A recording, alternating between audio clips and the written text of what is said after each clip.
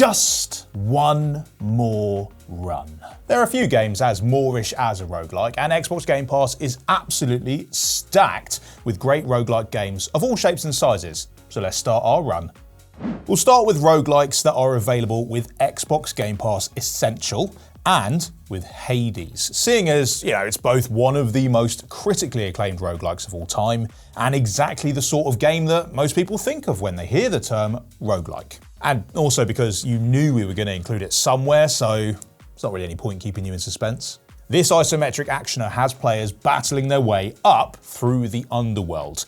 Each time, the path you take will be a little different. You'll fight different enemies in different chambers and gain different buffs from different gods. And the important thing is that whether you're staring down the Bone Hydra for the first or the 400th time, you're always going to feel like you're making progress and uncovering something new. Oh, and it also doesn't hurt that every single character in this game, Roguelikes are actually ideal for handheld gaming, with short runs that can really make the most of a spare 15 minutes, and that goes especially for top-down, handheld optimized titles like Hades, but also Vampire Survivors.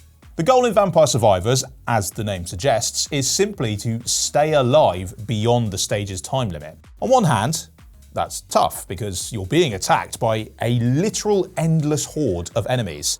On the other hand, the game's auto-shooting means that you can focus on dodging bad guys and just grabbing up power-ups. It also gives a nifty legal defense if any of the vamps try to sue you later, because technically, and I mean technically, you weren't responsible for shooting them. And if you do survive all those vampires, you should keep an eye out for the next game in the series, Vampire Crawlers, which puts a first-person deck-building spin on the whole business and which is set to arrive straight onto Xbox Game Pass Ultimate on April 21st. Slay the Spire's stroke of genius was figuring out how well roguelike and deck-building mechanics work together. The basic idea here is to scrap your way through floor after floor of turn-based card battles, adding new cards to your deck as you go before facing off with a boss fight. And on and on and on it goes until you either make it to the top or someone sends you right back to the bottom again. Knowing that you can just go again kind of encourages you to experiment with different cards and combinations rather than just locking in with whatever works first. But also the randomized nature of each run means that you're always having to rethink your strategies on the fly. It's like trying to play poker while someone just keeps randomly reshuffling the deck and spinning the table around, but also not annoying like that sounds. And completing our collection of utterly essential roguelikes on Game Pass Essential is Dead Cells. In this 2D action platformer, you play as a prisoner who's trying to make their way off a diseased island so that they can just focus on their true passion in life: regicide. By combining roguelike progression and Metroidvania-style exploration, Dead Cells creates a world where players are constantly looping back on themselves to discover something new. New shortcuts, new rooms they couldn't reach before, new ways to take down enemies, and new blueprints to make them even stronger. There are no wasted runs in Dead Cells, and you never quite know what you'll encounter next time round. Moving on to the Xbox Game Pass Premium library, we're going to start with one that might not immediately strike you as a roguelike: Assassin's Creed Valhalla. And that's because it isn't, or at least it wasn't, until a post-launch update added a whole new game mode called The Forgotten Saga. Here, you play as Odin as he wanders through a randomized version of Niflheim, the realm of the dead, which we all knew that, right? Godly though you may be, you still have to start each run with some very basic gear, earning better stuff as you go, and then losing it all whenever you perish. Because even Chris Hemsworth's dad has to obey the laws of the roguelike. So The Forgotten Saga basically totally reinvents a beloved game, taking elements of it that we really love, like that bone-crunching combat, and then gives us a whole new way to use them. Can you think of another game that you'd love to see get a roguish update like this one? Why don't you hit the comments with your suggestions? At this moment in time, I cannot definitively rule out the possibility that Balatro was created by actual demons. I mean, how else do you explain how fiendishly compelling this poker-like roguelike is? All you're doing is sitting there with a deck of digital cards trying to play the highest scoring hand that you can. I mean, that should be about as exhilarating as solitaire, and I know Charley loves solitaire, but it's boring, mate.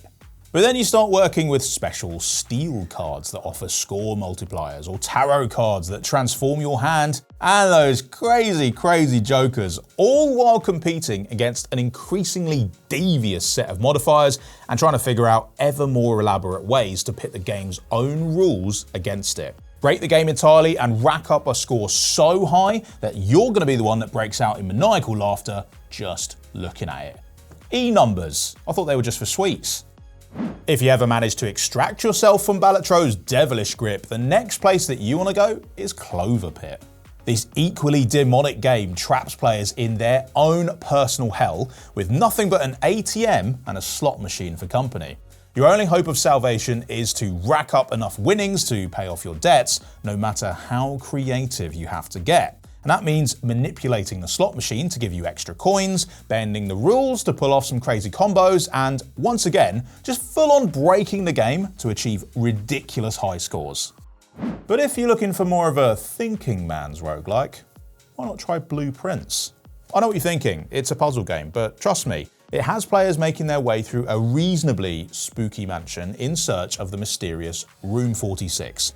The rub is that you can only make a limited number of steps each day, and the rooms all rearrange themselves each night, which I think makes for a very roguish little game loop.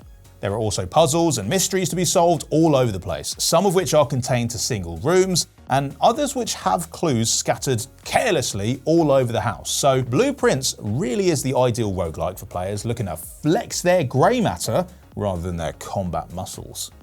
Like a lot of dungeon crawling roguelikes, Moonlighter has players battling their way through monster-filled labyrinths and scooping up valuables as they go. But the cool thing is that when you finish the run, you don't just get to spend that loot on ability upgrades, boring. You get to sell them in your shop. It adds a whole new dimension to the traditional roguelike game loop, since you'll quickly become just as invested in building up your store and getting to know your customers as you are in clearing out those dungeons.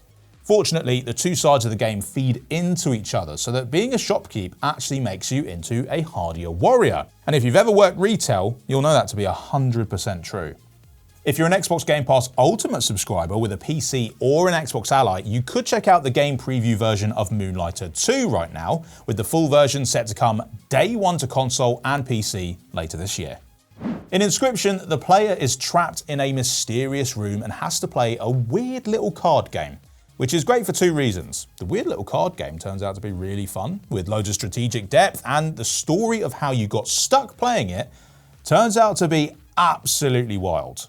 As you unravel the mystery, you'll see Inscryption evolve from a roguelike deck builder into an escape room puzzle game and a pixel art RPG. You'll play in first person, third person, and from top down. You're going to encounter hand-drawn visuals, computer animation, and even live action segments. It is all going to get really weird, so be prepared. But even if you're not sold on the genre-mashing, reality-warping meta-narrative, well, you still got your weird little card game. Thought we were out of roguelike genre mashups? How about a city-building roguelike called Against the Storm? Against the Storm challenges the player to set out into a blighted world and begin rebuilding civilization. It's not just one city and one population that you're responsible for, but a whole network of settlements that are inhabited by a whole bunch of different fantasy races. So managing them efficiently will be quite a challenge. And that's before you even consider the never-ending storms that can wipe away all your hard work in the blink of an eye. And that is where the roguelike bit comes in. When the worst happens, you just dust yourself down, take stock of the resources that you've kept and the lessons that you've learned, and then get ready to rebuild the world all over again. Brotato is a top-down shooter where you play as an extremely well-armed potato, and honestly, I'm just glad that my life took me to a place where I got to say those words out loud. On top of its inherent potato-y charms, Brotato features a vast arsenal of weapons, ranging from sticks and stones to rocket launchers and flamethrowers. The armory keeps expanding too, with the recent Paws and Claws update giving the game even more bite. Plus, since it's an auto-fire game just like Vampire Survivors, you can wield up to 6 weapons at the same time without stressing your poor fingers out. Enemy waves also only last between 20 and 90 seconds, so if you're looking for some tasty snack-sized gaming, then the handheld optimized Brotato is sure to hit the spot. What's the best way to eat a potato, by the way? Let me know. Playing Go Mecha Ball feels like taking a big pile of brightly coloured candy, grinding it into dust, and then sucking it up through the straw, only without the extremely damaging health effects that would probably have. What I'm saying is that this twin-stick shooter is a pure sugar rush of a game. It's full of vibrant arcadey levels for players to pinball their way through, while blasting enemies with an array of powerful weapons and enjoying the game's dynamic, interactive soundtrack. It's the perfect fusion of colour, motion, sound, and giant bugs. Plus, the roguelike progression means that a failed run just sets you up for even more fun next time round. I don't know if androids dream of electric sheep, but thanks to Roboquest, I can tell you what their nightmares are about. Me. This roguelike FPS pits the player against an endless army of evil robots. Fortunately, they've got one bot of their own to play as and about a bazillion different ways to build it out, arm it up, and get all ready to kick some shiny metal ass. Combining slick first-person gunplay with randomized levels and roguelike progression is a bit of a masterstroke, and Roboquest tops it off, all with some cel-shaded visuals that make you look especially cool while you give those clankers what for. Let's finish off with a couple of roguelikes that are available with an Xbox Game Pass Ultimate subscription. And the first one, it was dead easy to spot because it's actually got Rogue right there in the title. Fittingly for a game about a dude who loves hopping back and forward in time, Rogue Prince of Persia takes the series way back to its 2D platforming roots while adding in modern roguelike elements. And that means you get all the somersaults and sword swipes that our Prince has been pulling off since the late 80s, but without the intimidating possibility of an old school game over screen. Death here just means popping back to the hub area, dropping a few coins to upgrade your skills, and then heading out on a brand new run. Here's another genre I bet you didn't think would go all roguelike on you: brick breakers. But Ball Pit proves that they can, plunging players into a bottomless pit of monsters and having them blast their way out using an arsenal of magical ball-shaped projectiles. There are over 60 unique balls to use and fuse, making for all sorts of explosive effects, plus a cast of unlockable heroes to recruit, each eager to add their own mechanics into the mix. And just to top things off, Ball Pit also features a lovely little base building element as you build up a town to unlock new upgrades and keep you supplied. Plus, it's just a nice little place to relax after a hard day breaking bricks. Oh, and yeah, in just a couple of days, we're also getting Hades 2, so that's not too shabby. Thanks, Game Pass. But if you want more recommendations, roguelike or otherwise, be sure to hit subscribe and ring that bell before you go. Bye. Bex. Sorry. Bye.